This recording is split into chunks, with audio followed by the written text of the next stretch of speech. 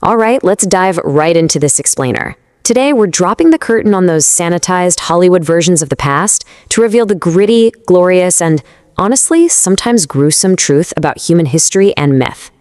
Here is our agenda for today. First, we'll look at the dysfunctional divine, then a medieval reality check. After that, Queens of the Shadows, and finally, pain painted into power. You know, it's wild how completely backwards our modern romanticized expectations are compared to the actual messy reality our ancestors lived through. We tend to picture this pristine history filled with chivalrous knights and endlessly wise deities. But the truth? The truth was entirely different. And understanding this contrast is absolutely crucial because it helps us appreciate just how hard one human progress actually is. Section 1, the dysfunctional divine, Mount Olympus's HR nightmares. Let's start with the myths we created to explain our world. Think about the gods of Mount Olympus. They weren't exactly noble protectors. They were more like an emotionally unstable family setting off massive HR nightmares. I mean, Zeus was the ruler of the sky, sure, but he had zero concept of personal boundaries, literally turning into a goose sometimes just to flirt with mortals. Hera was supposed to be the goddess of marriage, but her own marriage was a total disaster, so she practically ran on pure spite. Hades wasn't some evil devil, he was just an incredibly tired middle manager trying to handle the endless logistics of the underworld. Aphrodite was starting wars and romantic messes left and right, and poor Hephaestus was the unpaid handyman, using the ancient equivalent of duct tape and rage to fix everything his family broke. It really shows that the ancients didn't view their universe as a perfectly ordered system, but as a chaotic storm governed by deeply flawed forces. And if you want a perfect example of this divine cruelty, just look at the story of Psyche. When this mortal girl happened to win the heart of Eros, the god of love, a deeply jealous Aphrodite forced her through 4 impossible, lethal trials just to prove her devotion. She had to sort a massive mountain of mixed seeds by nightfall, which she only survived because an army of ants actually took pity on her. Then she had to gather golden wool from violently aggressive rams, fetch cursed water from the river Styx, and finally retrieve a sealed box of beauty from the underworld itself. It was an absolute gauntlet, specifically designed to break her. So, if the gods were this messy, petty, and chaotic up above, you really have to ask yourself, did the humans worshipping them have it any easier down below? Which brings us to Section 2, the medieval reality check, a day in the dirt. Forget the fairy tales. Hollywood loves to show us majestic castles and grand feasts.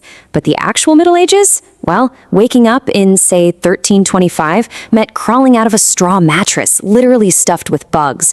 It meant screaming Gardaloo before dumping human waste directly out of your window into open sewer streets. And toilet paper? Completely non-existent. You were wiping with moss or a scratchy scrap of wool. Next time you complain about your morning commute, just remember what our ancestors were trudging through. And breakfast definitely wasn't a plate of eggs and hot coffee. You were having pottage.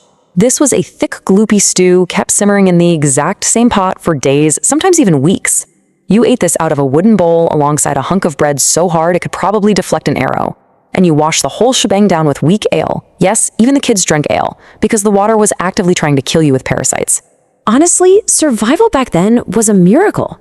By the time you were 25, your joints creaked and your teeth were decaying. And dentistry? That meant the local barber ripping your rotting teeth out with an iron hook by candlelight. Medicine wasn't much better. Your doctor thought your stomach ache was caused by sinful thoughts, treating it by balancing your 4 humors, using leeches to literally drain your blood. Labor was just a brutal dawn-to-dusk endurance test without a single weekend in sight. And justice was decided by tossing you in a river or making you pull a stone from boiling water. Moving right along to Section 3, Queens of the Shadows, ruling the real world.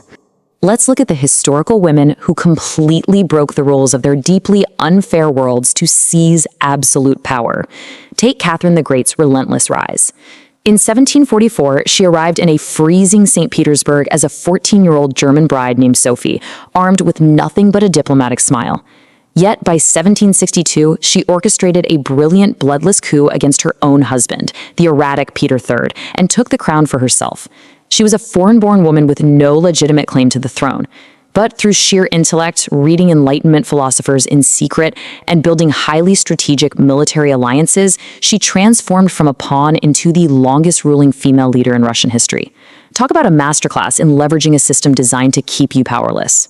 Halfway across the world, in the jungles of Palenque, another incredibly powerful woman was ruling the Maya world. We only know her as the Red Queen. When her pristine, hidden tomb was finally discovered, she was found completely drenched in a highly toxic powder called cinnabar. This vibrant red mercury sulfide wasn't just decorative, it was a potent cosmic symbol of blood, sacrifice, and passage into the underworld, proving beyond a shadow of a doubt that she was no ordinary mortal. Just look at how she was buried compared to King Pakal the Great. He was entombed in the Grand Temple of Inscriptions. But directly next to him, in the adjacent Temple 13, we find the Red Queen. Even though she lacked name glyphs, she was adorned in this magnificent mosaic jade mask. Her placement directly beside the mighty King Pakal demonstrates a profound cosmic partnership. It's a fantastic reminder that Maya women were powerful diplomats and priestesses who held the spiritual and political fabric together rather than just being silent consorts. And finally, Section 4, Pain Painted into Power, Frida Kahlo's Defiance. Let's fast forward to 20th century Mexico. Tracing Frida Kahlo's timeline reveals a life of just unimaginable physical trauma. In 1925, an 18-year-old Frida survived a horrific streetcar collision that literally impaled her, shattered her spine in 3 places, and left her dusted in gold powder on the street. Bedridden and encased in a full body cast, she actually began painting her reflection using an easel rigged right above her bed. By 1939, she was exhibiting in Paris, and by 1953, when her doctors told her she was way too sick to attend her own solo exhibition, she defied them all, arriving by ambulance and being carried in on a stretcher. Frida completely refused to paint polite, sanitized landscapes to hide her reality. She didn't paint pretty flowers just to please people. Instead, she used her canvas as a brutal, beautiful autopsy of her own soul, famously painting the nails piercing her skin and her broken spinal column. She was a woman of absolute, unflinching defiance. She took the literal worst thing that ever happened to her, a crash that guaranteed a lifetime of physical agony and over 30 surgeries, and she turned it into an immortal legacy of feminism, Mexican pride, and radical self-expression. So what does all of this actually mean for us today? Well, it means the expectation of a perfect, easy past is just an illusion. Whether it's a mortal girl surviving the cruel trials of Greek goddesses, a medieval peasant enduring a brutal winter, an empress staging a coup, or a painter turning a shattered spine into a global symbol of resistance, the reality of human resilience is the true legend. If everyday mortals can endure all of this to shape the world, aren't we all a little divine ourselves? Keep questioning the myths you're told, folks. Thanks so much for exploring with me today.